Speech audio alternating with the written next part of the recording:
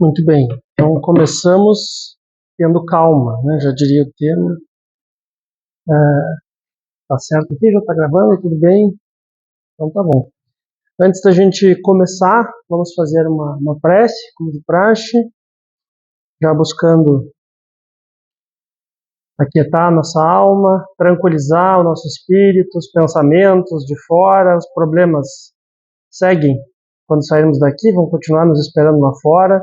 Então, nesse momento, nos voltamos ao plano espiritual, ao nosso Mestre Jesus, aos ensinamentos que o Espiritismo nos brinda, pedindo que a partir desse momento estejamos abertos, prontos, preparados, presentes nessa comunhão de ensinamentos, de aprendizados, para que possamos absorver as palavras sábias, os bons espíritos, das obras do Espiritismo, e que possamos ao longo dessa noite aproveitar ao máximo cada um desses ensinamentos para levar para a nossa continuidade, a nossa caminhada nesta pequena escala do mundo encarnado e na nossa jornada maior de evolução espiritual.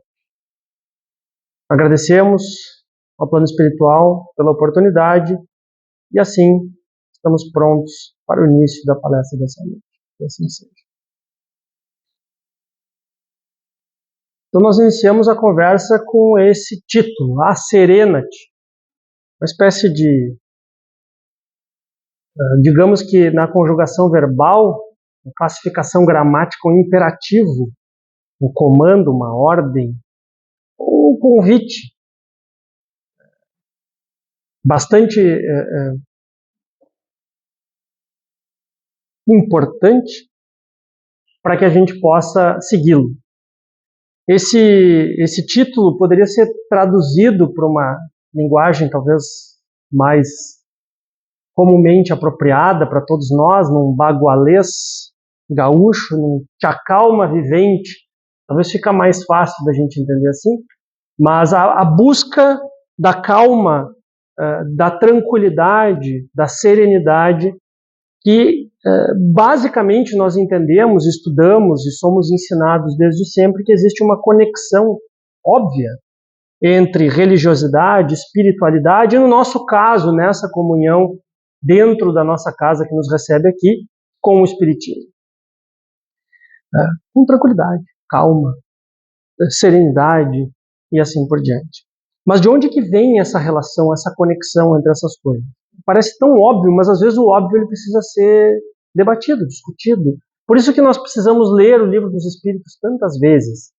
Né? Talvez dentro do segmento de alguns comandos do plano espiritual, a exemplo do que aconteceu com Divaldo Franco, conversando com a sua mentora Joana de Ângeles, e ao questionar dúvidas que ele tinha, ansiedades no começo da sua carreira como palestrante, escritor espírita, questionando a sua mentora sobre as dúvidas que ele tinha e que tiravam um pouco dessa serenidade do nosso irmão, sempre ouvia da sua mentora a mesma orientação: leia o Livro dos Espíritos. E ao dizer, já li o Livro dos Espíritos, ouvia o mesmo comando: pois leia outra vez. E ao dizer, mas o Livro dos Espíritos é um pouco complexo, há termos que eu não consigo entender, dizia Joana, compre um dicionário. E ao ele dizer, mas o dicionário não possui a palavra que está no Livro dos Espíritos, disse ela, então compre um dicionário melhor. E assim foram as diversas orientações para que essa leitura, que muitas vezes parece numa primeira passada com obviedades, para quem já está há mais tempo no Espiritismo especialmente, há coisas ali que são bastante fundamentais e entendidas muitas vezes como óbvio. Mas muitas vezes o óbvio nos passa batido. Uma vez que a nossa doutrina fala que as coisas não devem ser acreditadas única e exclusivamente porque assim foi declarado por alguém, mas sim estudadas e compreendidas. E a compreensão não se faz numa primeira leitura. Então, buscando uma origem para essa conexão, o que há de conexão efetiva entre religiosidade, espiritualidade e o próprio Espiritismo, com a calmaria, com a serenidade, com a tranquilidade. A gente vê uma série de passagens e algumas provocações e algumas reflexões que faremos ao longo desse nosso período juntos essa noite. Lá está no Evangelho segundo o Espiritismo, no capítulo 5, intitulado Bem-aventurados os aflitos, o item 13, que tem um título um pouquinho antes dele, que se chama Motivos de Resignação. Lá está escrito o seguinte: o homem pode suavizar ou aumentar o amargor das suas provas, conforme o modo por que encare a vida terrena. Tanto mais sofre ele, quanto mais longa se lhe afigura a duração do sofrimento. Ora, aquele que a encara pelo prisma da vida espiritual, apanha, num golpe de vista, a vida corpórea. Ele a vê como um ponto no infinito, compreende-lhe a curteza e reconhece que esse penoso momento terá presto passar. Lembrem do dicionário, presto no sentido de rápido. Depois, a certeza de um próximo futuro mais ditoso o sustenta e anima, e longe de queixar-se, agradece aos céus as dores que o fazem avançar. Mais lá adiante, nessa mesma sequência escrita está: daí tira ele uma calma e uma resignação, tão úteis à saúde do corpo quanto à da alma, ao passo que a inveja, o ciúme e a ambição voluntariamente se condena à tortura e aumenta as misérias e angústias da sua curta existência, no sentido material, transitório da nossa estada aqui na Terra. Então aqui se coloca a calma, a tranquilidade, a serenidade como uma conexão com o plano espiritual, como uma porta que nos leva a uma vista de quem somos, de onde estamos, do que precisamos e do que fazemos e como fazemos, para que nós possamos corrigir os nossos rumos e seguir no caminho das virtudes. Aliás, Caminho das Virtudes, o nome de um livro que nós temos disponível aqui na casa. Muito bom livro, não está na temática de hoje, mas veio essa temática, por algum motivo esse título surgiu aqui. Então, se não leram esse livro, é muito bom. Está disponível aqui na casa. Então, nessa passagem do Evangelho, nós vemos uma pista importante sobre essa relação, essa conexão. Né? Ao passo que se fala que a conexão com o lado espiritual, com a felicidade, com o progresso das criaturas está conectada à calmaria, à serenidade, à tranquilidade, lá está o oposto, como conectado ao contrário disso. As nossas relações mundanas, ao nosso atraso em relação ao progresso espiritual que precisamos tomar. Então está lá colocada a inveja, o ciúme, a ambição, como contraditórios ou contrários à calmaria.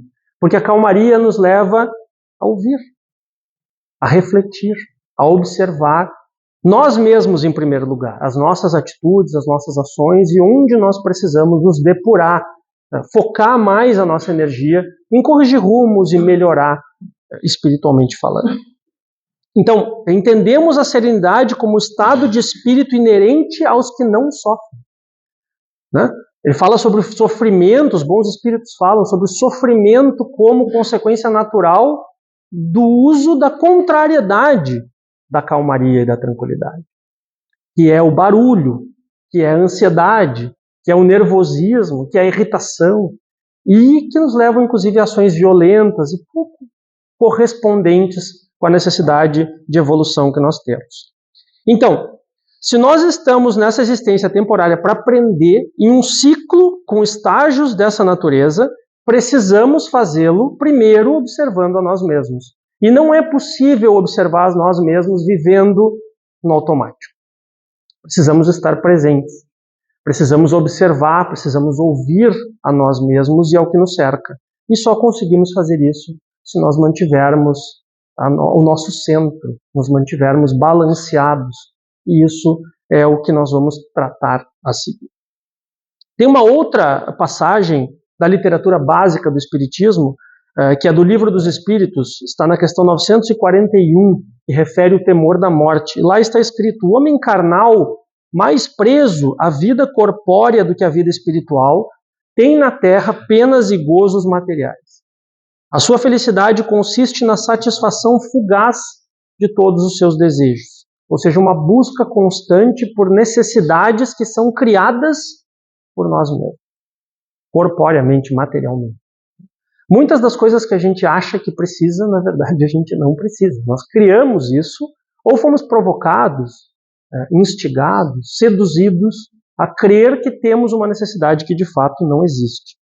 Então, sua alma, constantemente preocupada e angustiada pelas vicissitudes da vida, se conserva numa ansiedade e numa tortura perpétuas. A morte o assusta, porque ele duvida do futuro e porque tem de deixar no mundo todas as suas afeições e esperanças. O homem moral que se colocou acima das necessidades factícias criadas pelas paixões, já neste mundo experimenta gozos que o homem material desconhece.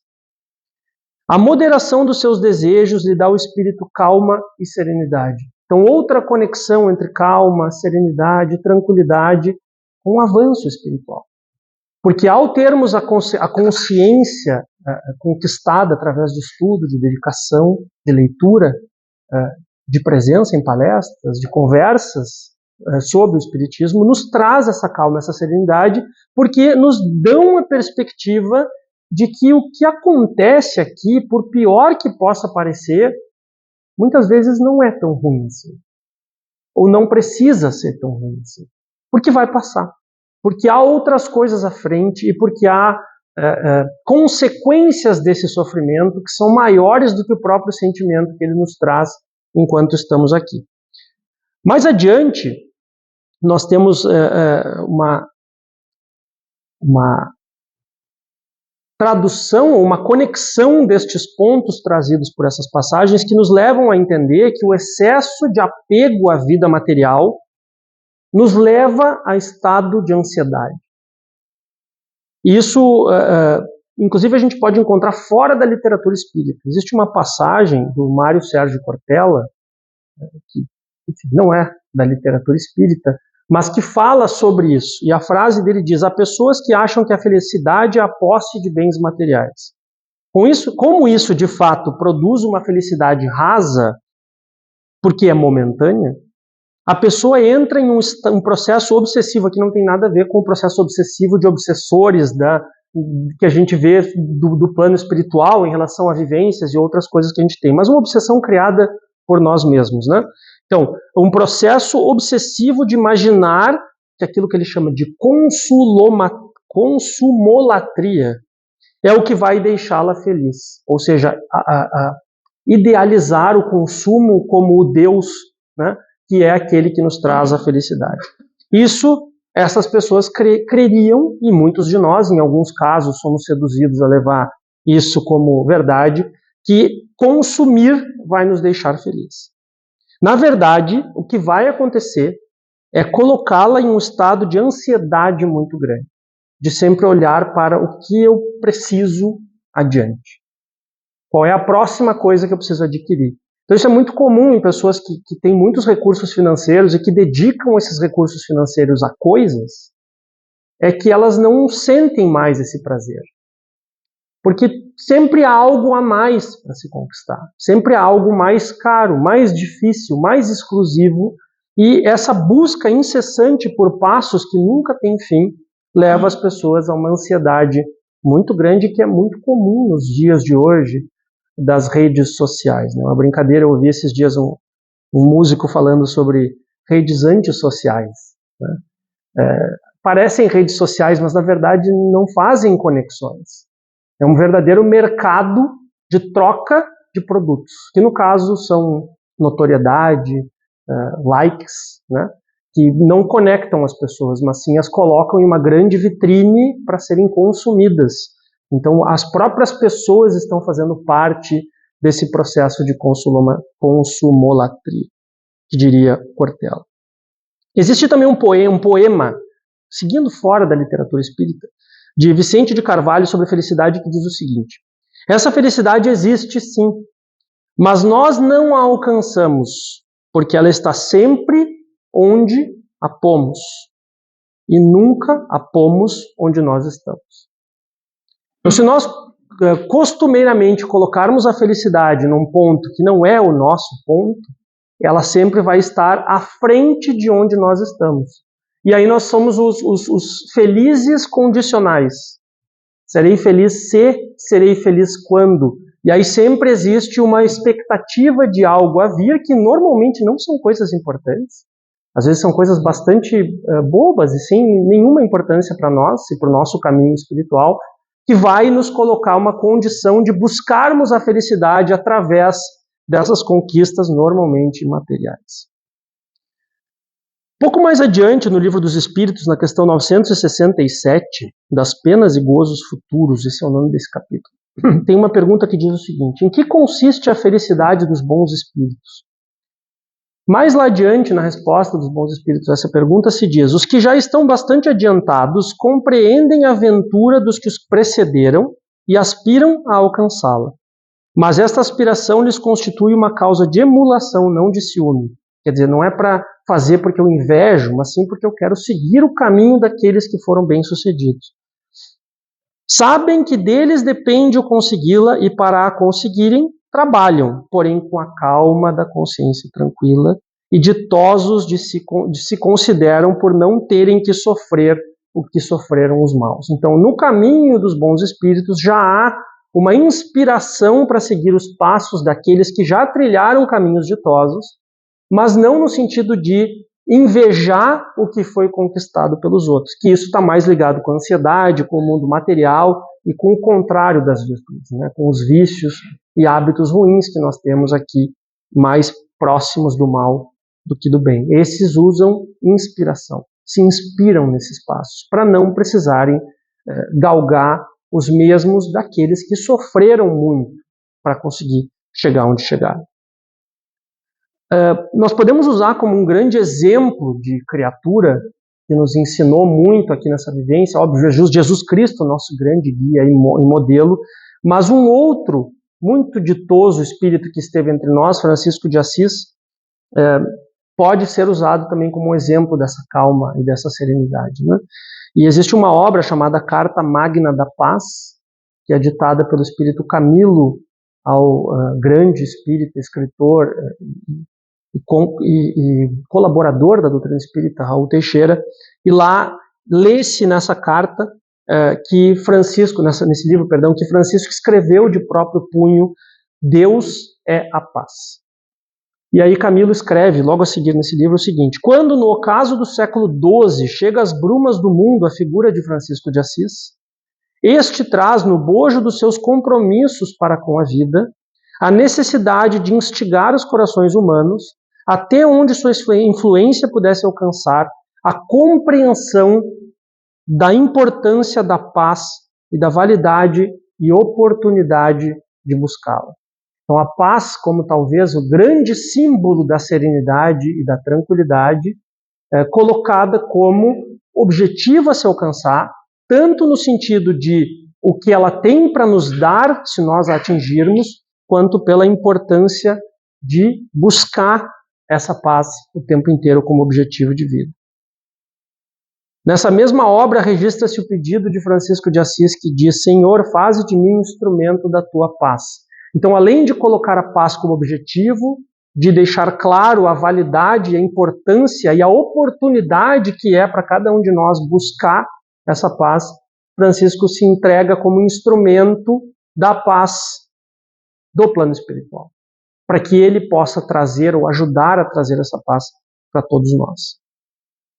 Depois, no Espiritismo, o grande consolador do Cristo, essa oportunidade ela se apresenta de forma mais clara, com uma série de instruções, de reflexões e de pensamentos para cada um de nós, de forma bastante simples, sobre como nós podemos buscar essa paz traduzida em tranquilidade, em calmaria, e o contrário da ansiedade típica do mundo material. E no Livro dos Espíritos, bem lá no finalzinho, na parte da conclusão, existe uma passagem muito interessante, falando sobre o lado filosófico da doutrina.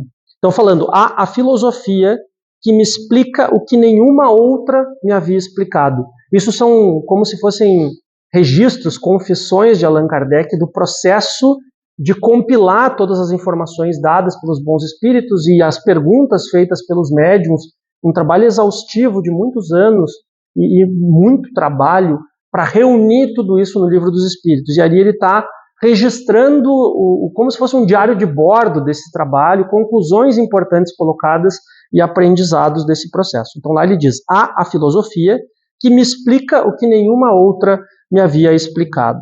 Nela encontro por meio unicamente do raciocínio. Lembrem, Allan Kardec era um cientista. Era uma pessoa que buscava a lógica por trás das coisas. Explicar as coisas através dos seus fenômenos e de regras que valiam também no plano material. E com o Espiritismo, pela primeira vez, se explica a ciência por trás da religiosidade. Uma grande contribuição para a ciência dos humanos. Que há explicações lógicas para os fenômenos que a gente observava e anteriormente eram atribuídos ou a milagres, ou a bruxaria, ou coisas menos ditosas, digamos assim, né? Então aqui existe uma explicação teórica, científica sobre esses fenômenos e uma busca incessante de prová-los do ponto de vista científico também. Então, por meio unicamente do raciocínio, encontro uma solução racional para os problemas que no mais alto grau interessam ao meu futuro. E aí conclui Allan Kardec. Isso me dá calma, firmeza, confiança.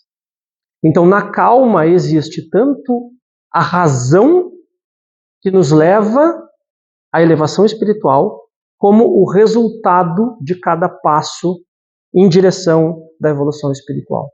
Num ciclo virtuoso de quanto mais nós nos acalmamos, mais evoluímos, quanto mais evoluímos, mais calma teremos, e assim a gente retroalimenta a tranquilidade e a progressão espiritual. Seguindo nessa mesma lógica dos inumeráveis presentes que nos foram trazidos pelo Espiritismo, a gente encontra duas outras citações no Evangelho segundo o Espiritismo. Uma está no capítulo 5, Bem-aventurados os aflitos, já citado anteriormente, a outra no capítulo 19, A fé transporta montanhas. E a primeira diz: a calma e a resignação, auridas da maneira de considerar a vida terrestre e da confiança no futuro, dão ao espírito uma serenidade que é o melhor preservativo contra a loucura e o suicídio. Então aqui a gente está falando sobre as grandes atribulações, os grandes problemas da mente humana encarnados, né? A tristeza, o sofrimento, a depressão, a altos graus de melancolia que podem levar, inclusive, o espírito, como cita este exemplo, ao suicídio. E que a calma é o melhor remédio que existe e a melhor prevenção que existe contra isso. E que ela é dada e característica daqueles que buscam a evolução espiritual. Então, dentro do Espiritismo, há o consolo da tranquilidade para que nós possamos nos defender desses males. Parece que quanto mais o tempo passa e mais evoluídos nós ficamos na sociedade, mais se falam de doenças mentais e de problemas dessa natureza nos indivíduos aqui encarnados. O mundo nos leva a desbalancear as nossas energias, a nos entregarmos à ansiedade, a essa necessidade absurda de conquistar passos à frente, muitas vezes inalcançáveis, porque alguém mostrou que fez isso. E muitas vezes isso nem verdade é. Nós sabemos que os compartilhamentos da rede social, muitas vezes eles romantizam certas coisas, ou mentem sobre essas coisas. E nós colocamos esses objetivos como se eles fossem alcançáveis para a gente buscar. E muitas vezes eles não são possíveis e nem importantes para a nossa evolução, para a nossa felicidade. Mas, obviamente, quanto mais a gente repete as coisas e crê que elas são verdades, mais elas parecem verdades. Isso é bastante característico daquilo que não deveria ser seguido. A gente vai repetindo ou vendo a repetição disso até que a gente acredita. E muitas vezes isso não tem nenhum fundamento e só vai nos atrapalhar. Depois, a segunda passagem fala: a fé sincera e verdadeira sempre é calma. O que isso quer dizer? Uma reflexão muito importante sobre os brados furiosos dos que acreditam. Se há muito brado, se há muito grito, se há muita atribulação no convencimento das pessoas sobre aquilo que eu acredito, é porque no fundo eu estou gritando a mim mesmo sobre aquilo que eu grito. Eu tenho a dificuldade de acreditar, então eu preciso violentamente resistir contra isso, e eu faço na interlocução com outras pessoas. A fé de verdade, sincera, ela é sempre calma. Não há necessidade de gritar ou de convencer as pessoas na base da ameaça ou de qualquer coisa desse tipo. Essa não é a fé de verdade. Então essa passagem nos deixa isso bem claro. A calma na luta é sempre um sinal de força e confiança. Simbolizar força não se faz com grito, se faz com calma, se faz com mostrar atitudes que inspiram os outros. Lembram, os bons espíritos seguem exemplos, são inspirados. Essa é a real fé, a que faz os outros se inspirarem neste caminho. Então a gente conclui que existe uma contribuição muito forte do espiritismo ou qualquer outra forma de conexão dos homens encarnados com a espiritualidade, com a brandura, com a tranquilidade, com a serenidade. Características que são naturais daqueles que já evoluíram um pouquinho ou um pouco mais na sua caminhada. Isso não quer dizer que a gente não vai se desequilibrar em certos pontos. Somos seres imperfeitos em caminhada. Às vezes a gente vai sair do prumo, né? Faz parte. O que a gente precisa é estar atentos. Lembrem, a calma nos leva a observar as próprias atitudes. Se nós nos deixarmos levar completamente pela tribulação, pela confusão, pela ansiedade, nós vamos parar de nos ouvir e nos observar. E aí o caminho é de cada vez mais ansiedade, cada vez mais intranquilidade. Existe uma passagem bastante interessante de uma obra publicada há mais de 80 anos, que se chama Nosso Lar. Provavelmente todos conhecem essa obra. 81 anos completando este ano essa obra da primeira publicação, também disponível aqui na casa para quem ainda não leu e quer. É uma obra bastante interessante para se ler, onde existe um relato do espírito André Luiz, do seu processo de desencarne, a chegada no mundo espiritual e a sua conexão para o início no trabalho ditoso, né? E lá existe no capítulo 35 o relato de uma passagem intitulada Encontro Singular, onde André Luiz está concluindo um trabalho, né? Ele está acompanhado, observando o trabalho para depois poder executá-lo também, e a partir do momento em que esse trabalho se conclui, ele já se preparando para sair daquele lugar onde ele estava, ele ouve um chamado. E ao olhar para trás e ver quem o chama, ele vê um homem chamado Silveira. Silveira era um devedor do seu pai na vida encarnada. Era um homem que tinha muitas dívidas, e André Luiz logo começa a ressuscitar as memórias dessa passagem e lembra da esposa do Silveira, Dona Silveira, implorando, suplicando para o pai do André Luiz que não executasse aquela dívida. Porque o marido estava doente, tinha 2 filhos para criar e eles não tinham mais dinheiro. Ao que o pai de André Luiz, uma figura muito rígida, nega de todas as formas e diz que entende, que tem compaixão, mas que dívidas precisam ser pagas e que, se tivessem problemas, não deveriam estar devendo, né? Se criaram a dívida, então precisavam executá-la. Depois lembra André Luiz que a mãe dele tinha um semblante tenso de súplica ao pai que não fosse tão rígido com aquela família que passava por dificuldades. Ao que ela foi afastada pelo marido, inclusive repreendida depois do encontro por ter se metido nos seus negócios. E André Luiz, já envergonhado por tudo aquilo e não sabendo como reagir frente àquela pessoa, ainda lembra que ele concordou com seu pai. E também reprimiu a sua mãe por ter compaixão em algo que era uma regra, era uma lei e precisava ser cumprido. Então, dentro desse momento constrangedor, André Luiz fica num turbilhão de ideias, envergonhado e querendo se desculpar ao mesmo tempo, mas naquela incerteza, naquela confusão, Silveira observa que há um desconforto de André Luiz e lhe abraça, agradece pela atenção e se afasta.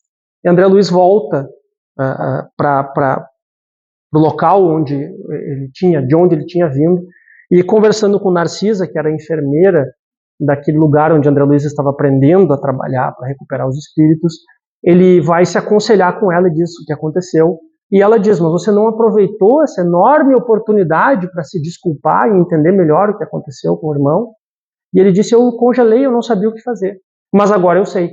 E volta correndo para se encontrar com o Silveira, conta tudo o que aconteceu e pede desculpas. Então ele diz, não mais vacilei, corri ao encontro de Silveira e falei-lhe abertamente, rogando perdoasse ao meu pai e a mim as ofensas e os erros cometidos. Você compreende, acentuei, nós estávamos cegos. Em tal estado, nada conseguíamos vislumbrar senão o interesse próprio. Em tal estado, quando o dinheiro se alia à vaidade, Silveira, dificilmente pode o homem afastar-se do mau caminho. Silveira, comovidíssimo, não me deixou terminar a frase. Ora, André, quem haverá isento de faltas? Acaso poderia você acreditar que vivi isento de erros? Além disso, seu pai foi meu verdadeiro instrutor. Devemos-lhes, meus filhos e eu, abençoadas lições de esforço pessoal. Então, Silveira conclui a história dizendo que a quitação daquela dívida e a necessidade de se desfazer dos poucos bens materiais que ainda restavam o fizeram retornar à sua cidade natal, numa vida mais ligada à família, recomeçar o seu caminho de outra maneira, e daí para diante se criou um caminho muito melhor, tanto para ele, quanto para a esposa e quanto os filhos. Não perca tempo com isso, concluiu Silveira. Breve quero ter a satisfação de visitar o seu pai junto de você. Abracei-o então em silêncio, experimentando alegria nova na minha alma. Pareceu-me que num dos escaninhos escuros do coração acendera-se divina luz para sempre. Então aí está a lição suprema da tranquilidade. A capacidade de entender nos mais árduos obstáculos, no maior de todos os sofrimentos da nossa experiência na vida material, que isso pode ser por um bom motivo. E ali estava um homem, na sua ruína completa, que ao ser obrigado a mudar de cidade, encontrou um caminho melhor do que aquele que ele tinha até então. Claro que isso não justifica a pouca compaixão do outro espírito, mas lhe deu a oportunidade que ele agradece, como todos aqueles que são pacíficos de coração e melhores entendedores das questões do espírito. Para concluir, existe uma orientação da Joana de Ângeles, já citei aqui, mentora do Divaldo de Franco, e ela diz o seguinte: faze a tua parte, tornando-te mais nobre e lapidando as tuas imperfeições. À medida que ficas mais tranquilo e te sentes mais feliz, perceberás que o mundo ao teu redor também o está. Transformando-te para melhor, modificarás a humanidade, porque pelo menos tu mesmo, alçar-te-á ao patamar da tranquilidade e sabedoria, diminuindo a tua pesada carga. Ou seja, o mundo ao nosso redor tem menos importância e peso na criação da nossa calma, tranquilidade e serenidade do que a criação da nossa calma, tranquilidade e serenidade tem de impacto no mundo ao nosso redor. O caminho é inverso, não é esperar que as condições externas nos deem oportunidade para sermos mais calmos, mas sim que nós sejamos protagonistas da criação desta serenidade, para que o mundo ao nosso redor sinta esse impacto e se transforme, porque começa com cada um de nós. Ou seja, não é fácil, mas é possível passo a passo, dia a dia, pouco a pouco, que a gente transforme o mundo em algo mais calmo e que nós possamos ser mais tranquilos. Voltemos ao comando do início, a serenity, ou a calma vivente. Tudo vai dar certo.